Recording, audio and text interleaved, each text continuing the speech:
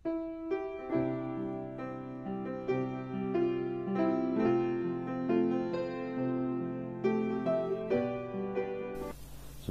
minggu yang lalu kita melihat mengenai sidang Antiokhia yang terjadi karena anak-anak Tuhan bersaksi pada waktu aniaya. Saudaraku, memang firman Tuhan berkata kita adalah saksi-saksi Tuhan. Kamu adalah saksi-saksiku. Sidang pertama, walau dianiaya dia terus bersaksi, dia terus memberitakan Injil di mana saja dia berada. Dia tidak malu mengaku Yesus. Dan firman Tuhan berkata, dan tangan Tuhan menyertai mereka itu. Sampai sekarang tangan Tuhan menyertai setiap pemberita Injil. Sampai sekarang tangan Tuhan menyertai firman-Nya dan meneguhkan firman itu dengan kuasa dan tanda jahit. Firman Tuhan belum kehilangan kuasanya, saudaraku. Lalu sejumlah besar orang selamat di Antiokhia. Kabar itu sampai ke Yerusalem. Lalu Yerusalem mengutus Barnabas ke Antiokhia untuk mengajari sidang saudaraku di Antiokhia, saudaraku. Barnabas merasa dirinya, saudaraku, kurang cukup. Lalu dia panggil Saulus. Dia bisa bekerja sama anak-anak Tuhan, sesama hamba-hamba Tuhan. Dia kerja sama, saudaraku. Lalu firman Tuhan berkata, sidang Antiokhia berubah dalam tempo setahun. Dia jari terus, saudaraku. Dia jari. Lalu untuk pertama kalinya di Antiokhia disebut orang Kristen, pengikut Kristus.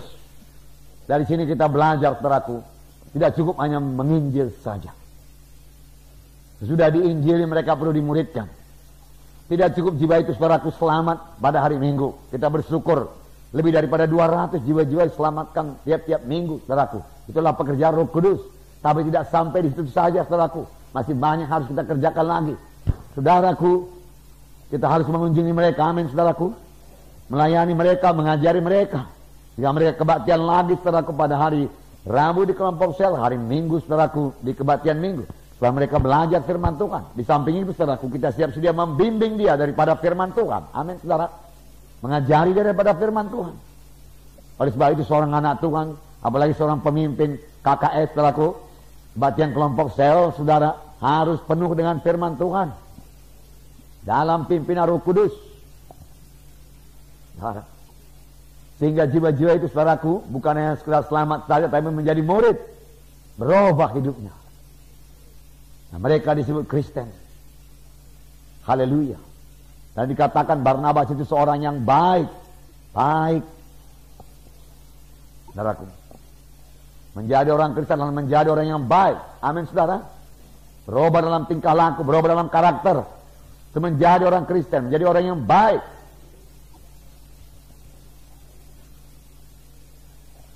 Haleluya. Penuh dengan Roh Kudus. Sebenarnya dengan penuhnya dia dengan Roh Kudus, saudaraku. Roh Kudus mengubahkan dia. Dia sendiri mau berubah.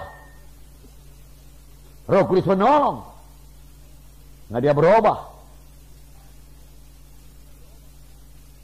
Oleh hati yang baru, hati yang baik, yang berbuat baik, sejumlah orang, jumlah besar orang bertobat.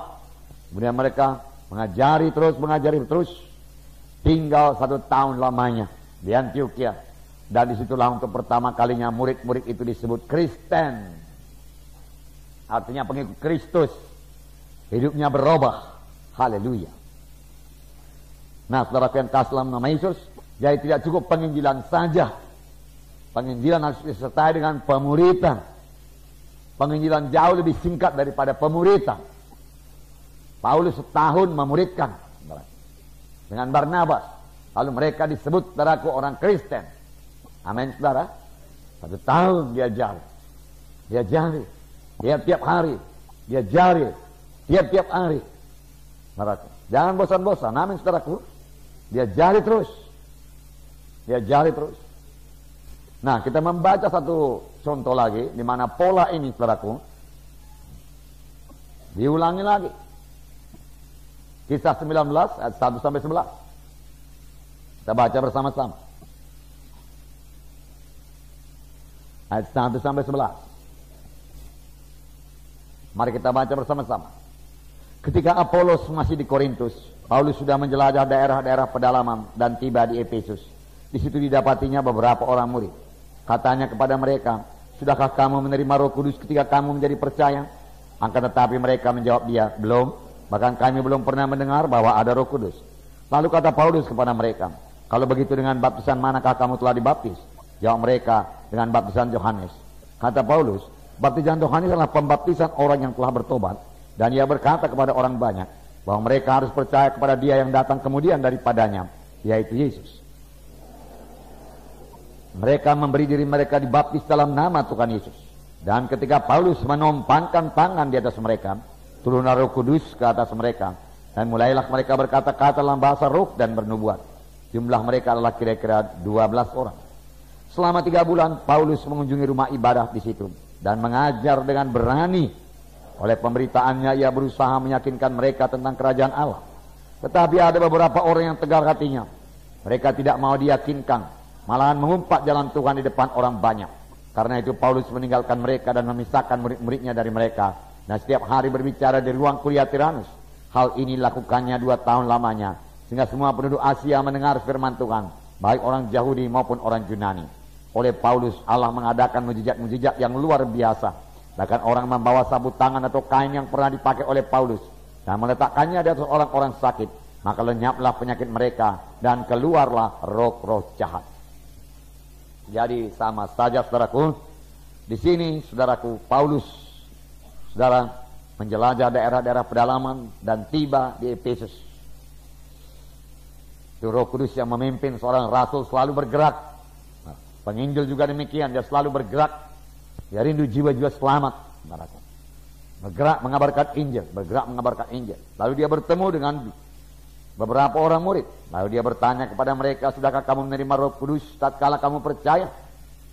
Tapi jawab mereka, saudaraku, sangat mengherankan. Belum pernah, bahkan kami belum pernah mendengar bahwa ada Roh Kudus. Heran juga, kalau begitu dengan baptisan apakah kamu dibaptis? Kami dibaptis dengan baptisan Yohanes. Sebenarnya Yohanes, saudaraku, mengerti baptisan Roh Kudus. Amin, saudara. Yohanes telah menceritakannya. Kemudian daripada aku akan datang seorang, membuka tali kasutnya pun aku tidak berlayak. Aku mempersiapkan jalan baginya. Yohanes Pembaptis berkata, aku membaptis kamu dengan air. Tetapi ia yang datang kemudian daripada aku, dia akan membaptis kamu dengan Rohul Kudus dan api. Jadi saudaraku, Yohanes tahu. Boleh jadi Yohanes tidak memberitakan kepada mereka ini, saudaraku. Orang-orang di Efesus. Karena mereka dibaptis, saudaraku, di dalam dengan baptisan Yohanes. Boleh jadi juga bukan Yohanes Pembaptis yang bersaksi kepada mereka. Melainkan orang yang sudah mendengar Yohanes Pembaptis. Dan Paulus, saudaraku, tidak meragukan keselamatan mereka. Berarti mereka sudah selamat, saudaraku.